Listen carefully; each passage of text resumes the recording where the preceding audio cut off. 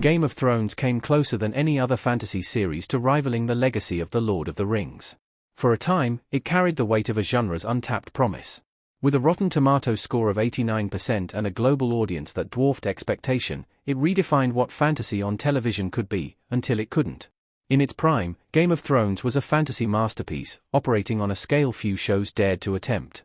Its narrative revolved around political deceit, lineage, and the slow rot of power. These elements shaped every conflict more deeply than spectacle ever could. Its early seasons built tension through dialogue rather than combat, and that restraint gave weight to every betrayal and alliance.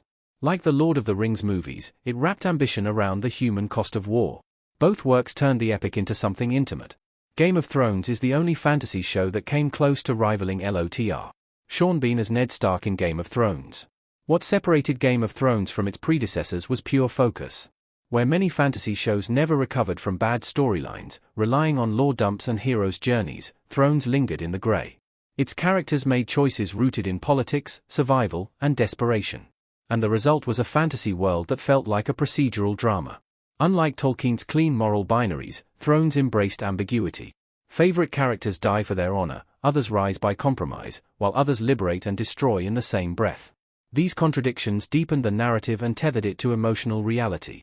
It didn't matter whether Westeros resembled Middle-earth, it mattered that its people felt human. This shift was foundational. Fantasy, once associated with whimsical escapism, became a lens for political allegory and personal reckoning. Perhaps ironically, Thrones made magic incidental and consequence central. And in doing so, it positioned itself as a story to watch and analyze.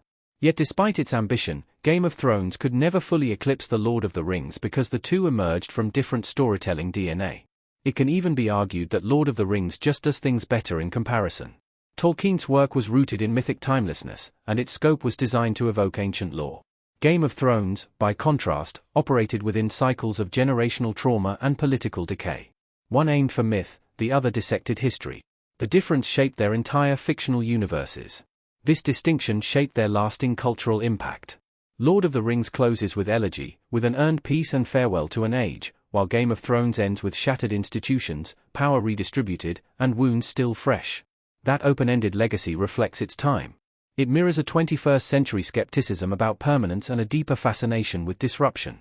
Why HBO's fantasy series fell short of reaching Lord of the Rings heights. Jon Snow with the sea behind him in Game of Thrones. The cracks began to show when the show outran its source material. George R.R. Martin's unfinished saga had once provided emotional scaffolding for every twist and death. Without it, Thrones began accelerating toward resolution without its usual deliberation. Arcs that once spanned seasons were reduced to bullet points. Characters acted, but rarely reckoned. Daenerys Targaryen's descent into tyranny is a particular case study. Hints of Daenerys' darker, evil instincts had long existed, but the transition was so rushed. In one episode, she's a liberator, in the next, she's burning innocence. And Bran Stark's coronation still doesn't feel earned to this day, but rather a narrative necessity. Frodo's return to the Shire ends Tolkien's story with the trauma of surviving. That grace, that patience, is what Thrones lacked. Of course, it helped that Tolkien finished his story, but the result of Thrones confused momentum for meaning. What had been a character-first narrative became plot-first. And plot alone, even in fantasy, rarely evokes satisfying storytelling. Thrones also lost the rhythm that had once defined it. Earlier seasons built dread and payoff through patient storytelling. Later ones collapsed years of transformation into minutes of screen time.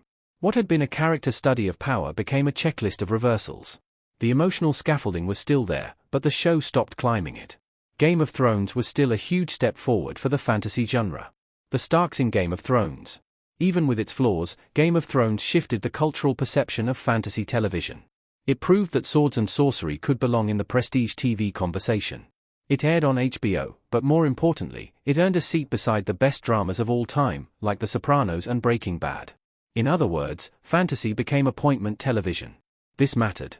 Shows like The Witcher, The Wheel of Time, and Amazon's The Rings of Power exist because Thrones made their existence viable. Many more Game of Thrones copies exist, but none of them eclipse Thrones. Studios now budget, cast, and market fantasy with seriousness, and Thrones proved that fantasy can be profitable. The change wasn't limited to genre. Thrones showed that serialized drama could sustain political allegory, moral complexity, and emotional attrition. Characters suffered, failed, and aged in real time. Deaths carried thematic weight. That gravitas gave the genre a dimensionality it had long lacked on screen.